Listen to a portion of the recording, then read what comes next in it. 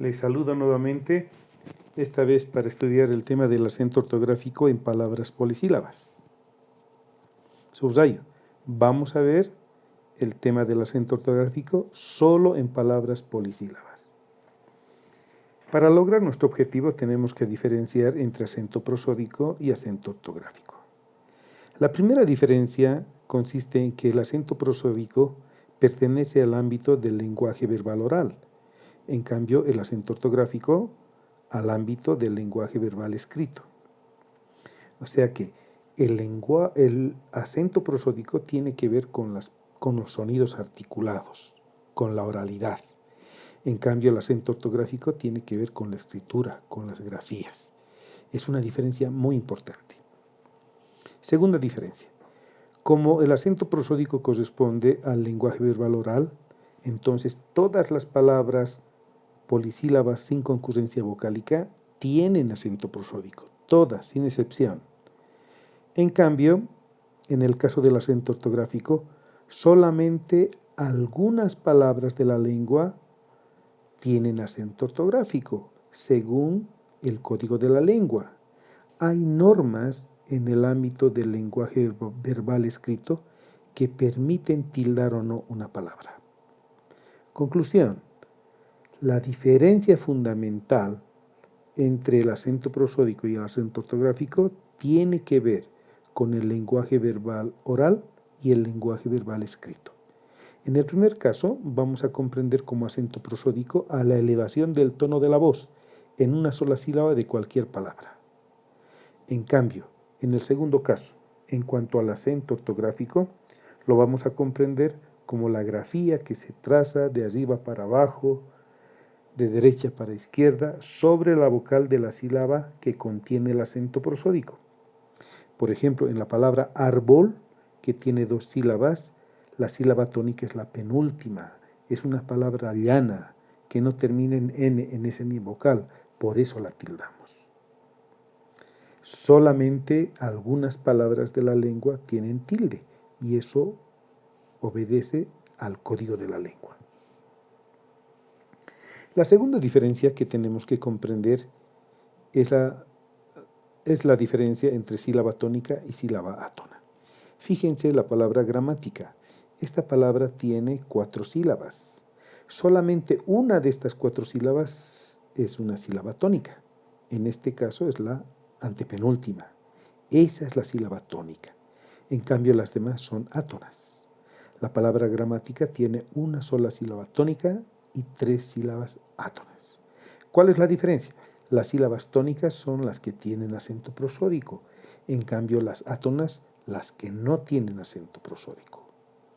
Esto es muy importante para clasificar las palabras, como vamos a ver más adelante. Clasificación de sílabas según la posición que ocupan en la palabra. Exactamente igual con la palabra gramática. Fíjense la última sílaba, CA. La penúltima, TI, la antepenúltima, MA, y la anterior a la antepenúltima, GRA. La antepenúltima, como hemos visto antes, es la sílaba tónica. Las demás son sílabas átonas. La última es átona, la penúltima es átona, la antepenúltima es tónica y la anterior a la antepenúltima, átona también. Ahora sí, considerando las diferencias anteriores,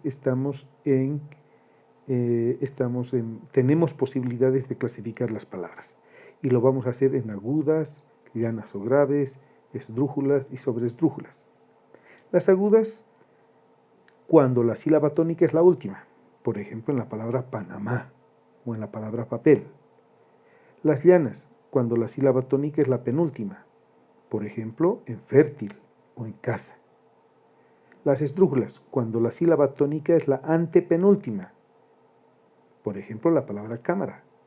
Y las sobreesdrújulas, cuando la sílaba tónica es la anterior a la antepenúltima, por ejemplo cómpremelo. Entonces tenemos 4 tipos de palabras y esta clasificación obedece a la posición de la sílaba tónica en la palabra. Aplicación del acento ortográfico. ¿Cuándo se tildan las agudas? cuando terminan en N, Simón, en S, París, o en vocal, maní. Cuando se tildan las palabras llanas o graves. Se tildan cuando no terminan en N, en S ni en vocal. Por ejemplo, la palabra fácil, trébol, cárcel. Cuando se tildan las palabras esdrújulas, siempre, como en Fátima, góndola, lógica. Finalmente, cuando se tildan las palabras sobresdrújulas, también se tildan siempre. Por ejemplo, hágamelo, cocínemelo, véndamela. De esta manera tenemos casos. Por ejemplo, primer caso, una palabra aguda sin tilde, saber.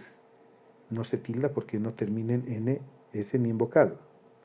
Segundo caso, una palabra aguda con tilde, café. Se tilda porque termina en vocal.